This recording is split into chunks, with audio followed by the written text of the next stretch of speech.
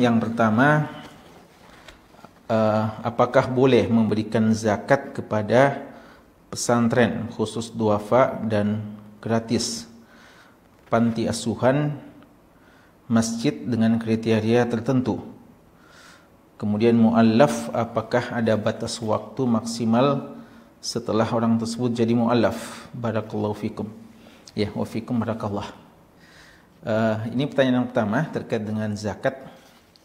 Mungkin ini terkait dengan kitab zakat yang kita bahas ya dalam dalam kitab Al-Lu'lu' wal Marjan. Walaupun masalah-masalah yang seperti ini secara khusus belum sampai dalam pembahasannya, namun tidak mengapa untuk sedikit kita bahas.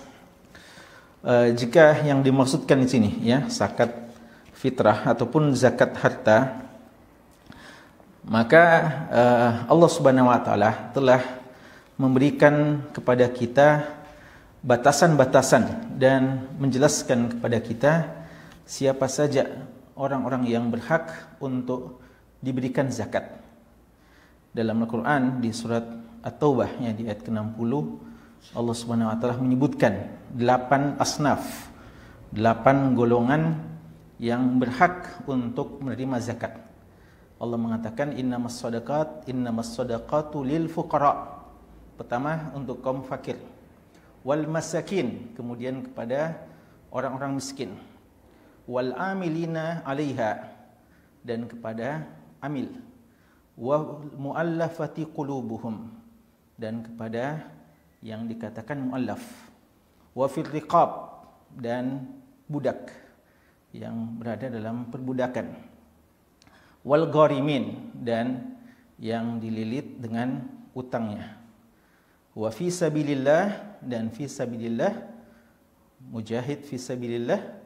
Wa ibnis sabil, dan musafir yang mengadakan perjalanan lalu kehabisan bekal. Faridatan minallah, ini adalah kewajiban yang datang dari Allah. Wallahu alimun hakim, dan Allah Maha mengetahui lagi Maha bijaksana. Ayat ini menjelaskan kepada kita bahwa zakat itu peruntukannya cuma kepada 8 golongan tersebut. Sepakat ulama kita bahwa ayat ini terkait dengan zakat harta. Yang ada khilaf apakah ayat ini juga berlaku untuk zakat fitrah atau zakat fitri atau tidak. Jumhur menganggap ya, menurut pendapat jumhur bahwa ayat ini juga berlaku untuk zakat fitrah. Artinya zakat fitrah itu juga peruntukannya kepada 8 ini. Dan sebagian ulama kita untuk zakat fitrah atau zakat fitri mengkhususkan kepada kaum fakir miskin saja. Melihat dari sisi hikmah zakat fitrah, zakat fitri itu yang untuk menyebarkan makanan, dan agar tidak ada seorang pun di hari lebaran dari kaum muslimin yang tidak memiliki sesuatu yang bisa mereka makan, mereka konsumsi. Dan juga berdasarkan dengan riwayat ya, Abdullah bin Abbas radhiyallahu anhu yang terkenal yang mengatakan tentang zakat fitri, beliau mengatakan tuhratun lis-shaim wa tu'matun lil masakin. Itu sebenarnya adalah di antara hikmahnya, beliau mengatakan adalah untuk membersihkan orang-orang yang berpuasa yang mungkin masih ada dosa-dosanya selama berpuasa, masih ada hal-hal yang percuma, yang sia-sia yang dilakukan. Maka untuk lebih membersihkan orang yang berpuasa dari dosa-dosa agar memang dia bisa keluar dari bulan Ramadan dengan keadaan yang tidak berdosa sama sekali, maka ada yang dinamakan dengan zakat fitrah. Lalu tu'matan lil masakin juga sebagai hikmahnya untuk memberikan makan kepada orang-orang miskin. Ala kulli hal, ayat ini sekali lagi membatasi alokasi zakat itu hanya kepada 8 golongan.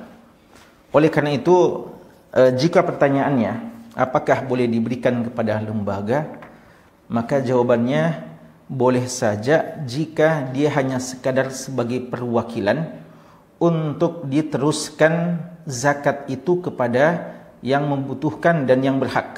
Yang umpamanya pesantren khusus kaum duafa dan gratis, boleh. Jika kita titip zakat harta kita, ya, zakat harta kita titip ke kaum ke pesantren tersebut, dan pesantren itu akan memanfaatkan, akan menyalurkan kepada kaum duafa, para santri-santri yang duafa, atau mungkin sebagian pengelola yang duafa yang berada di pesantren tersebut, maka ini boleh. Namun jika digunakan untuk hal-hal yang sifatnya fasilitas, ya, seperti mungkin untuk untuk membangun umpamanya ruang kelas, ya, zakat itu untuk membangun kembali ruang kelas atau tempat makan umpamanya, atau olahraga dan semacamnya di pesantren tersebut, maka ini tidak dibolehkan karena tidak termasuk dari salah satu asnaf yang disebutkan tadi. Dan sebagian ulama membolehkan walaupun tidak dalam bentuk harta, ya, umpamanya kita berikan kepada anak miskin itu, ya, kita sebagai pengelola pesantren yang diberikan kepercayaan untuk menyalurkan, kita salurkan, tapi kita salurkan umpamanya kita belikan pakaian, ya, kita belikan makanan yang jadi, atau kita belikan obat, ya, untuk anak-anak yang sakit, maka sebagian ulama kita membolehkan, ya, juga Syekh bin Baz sendiri rahimahullah membolehkan hal yang seperti ini. Tapi sekali lagi, kalau dia untuk peruntukannya fasilitas umum, tidak langsung diperuntukkan kepada si miskin tadi, maka tidak boleh. Karena fasilitas umum ini akan dimanfaatkan juga oleh orang-orang kaya, ya, mungkin ada yang tidak berhak untuk zakat, dia mendapatkan bagian dari fasilitas umum tersebut, maka ini salah peruntukannya. Adapun sebagian ulama, ya, atau sebagian ulama yang mengatakan boleh dengan dalil masuk dalam fisabilillah, ya, masuk dalam fisabilillah, maka jumhur ulama kita mengatakan yang dimaksudkan fisabilillah ini adalah mujahid fisabilillah. Dan yang sebagian yang memperluas makna fisabilillah ini adalah para penuntut ilmu, ya, para penuntut ilmu yang juga termasuk jihad fisabilillah, penuntut ilmu syar'i. Tapi sekali lagi ini peruntukannya kepada syakhsnya, ya, orangnya, pribadinya, bukan untuk keperluan-keperluan yang sifatnya umum. Karena itu hal ini perlu lebih diperjelas pertanyaannya, ya, atau lebih dirinci, ya, bahwasanya kalau yang dimaksudkan pesantren khusus duafa dan gratis dan peruntukannya kepada kaum duafa tersebut, maka itu dibolehkan. Demikian pula pada panti asuhan, ya, kita berikan kepada panti asuhan, kita titipkan zakat kita, lalu dia diberikan kepada yang tidak mampu, ya, dari orang-orang yang ada di panti asuhan tersebut, dan bukan untuk fasilitas-fasilitas yang sifatnya umum digunakan, maka itu insyaallah dibolehkan. Adapun digunakan untuk masjid, maka ini tidak dibenarkan, ya, diberikan untuk masjid, zakat harta disumbangkan untuk masjid, maka ini peruntukannya tidak jelas, ya, kecuali jika dititip kepada pengelola masjid dan dikatakan tolong diberikan zakat saya kepada kepada jamaah masjid umpamanya yang miskin, ya, atau kalau mungkin ada pengurus masjid atau marbot umpamanya, atau apa yang butuh, yang berhak, maka silahkan, itu boleh. Tapi sekali lagi untuk jika untuk fasilitas umum seperti masjid menggunakan zakat harta ini untuk membelikan lampu umpamanya, ya, membelikan lampu yang mati atau apa saja fasilitas yang sifatnya umum digunakan oleh semua termasuk orang kaya, maka ini tidak sesuai dengan apa yang Allah Subhanahu wa taala sebutkan dalam Al-Qur'an. Dan ini pendapat jumhur ulama kita, dan insyaallah ini yang lebih tepat, ya, wallahu taala alam. Adapun pertanyaan muallaf, apakah ada batas waktu maksimal setelah orang tersebut jadi muallaf? Muallaf yang dimaksudkan sini wal muallafatu qulubuhum, yang Allah sebutkan, ya, wal muallafah, ya, yang dimaksudkan muallaf di sini ada dua.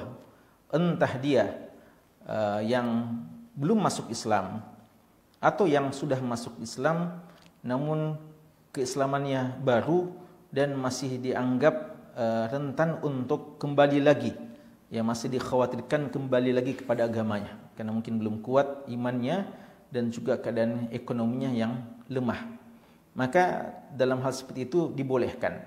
Dan khusus jenis muallaf yang pertama, yang orang kafir, ini ulama kita mengatakan perkecualian dari syarat pemberian zakat itu kepada orang Islam, ya, karena zakat ini pada hakikatnya khusus untuk orang Islam, berbeda dengan sedekah atau hadiah, ya. Kalau sedekah dan hadiah bisa kita berikan kepada tetangga kita yang orang kafir, ya, tapi untuk zakat ini khusus untuk orang Islam, kecuali, ya, ulama kita mengatakan muallaf, dan dan hal ini ditunjukkan dalam hadis Nabi kita sallallahu alaihi wasallam, hadis Muadz bin Jabal radhiyallahu anhu yang terkenal ketika beliau diberikan amanah untuk pergi ke Yaman, lalu diamanahkan untuk menjelaskan hal-hal yang mendasar dalam Islam kepada penduduk Yaman. Salah satu yang diajarkan adalah fa'alimhum annallaha iftarada alaihim sadaqatan tu'khadu min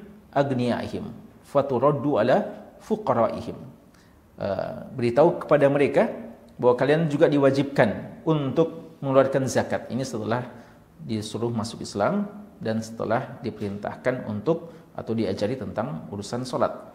Lalu diajar juga tentang zakat, bahwa zakat itu tu'khadu min agniyaihim, diambil dari orang-orang kaya, ya. Min agniyaihim, di sini agniyaihim dhamir hum di sini kata ulama kita adalah dhamir ya'udu ilal muslimin, ya. Diambil zakat itu diambil dari harta orang-orang Islam, dari orang Islam yang kaya, dan dikembalikan kepada orang-orang Islam yang miskin. Faturaddu ala fuqaraihim. Berarti jadi dasar dalil bahwasanya zakat pada hakikatnya hanya peruntukannya untuk orang-orang Islam saja. Tapi pengecualiannya pada itu tadi, ya, yang Allah sebutkan wal mu'allafa qulubuhum, dari kalangan mu'allaf.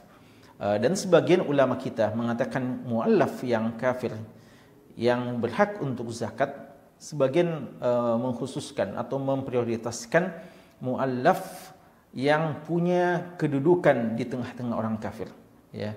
Dalam artian pemuka-pemuka mereka, tokoh-tokoh mereka yang dengan keislamannya, ya mungkin dia ada sisi harta tidak membutuhkan, tapi ya sebagaimana kita ketahui orang-orang kafir, ya bagi mereka dunia begitu besar sehingga ketika ditawari yang seperti itu, lalu juga yang menjadi sesuatu wasilah untuk mereka mau masuk Islam, maka hal ini dibolehkan dalam hajat yang seperti itu, ya. Jadi gitu maksud dari mu'allaf yang dimaksudkan dalam hadis ini, ya. Wallahu ta'ala alam.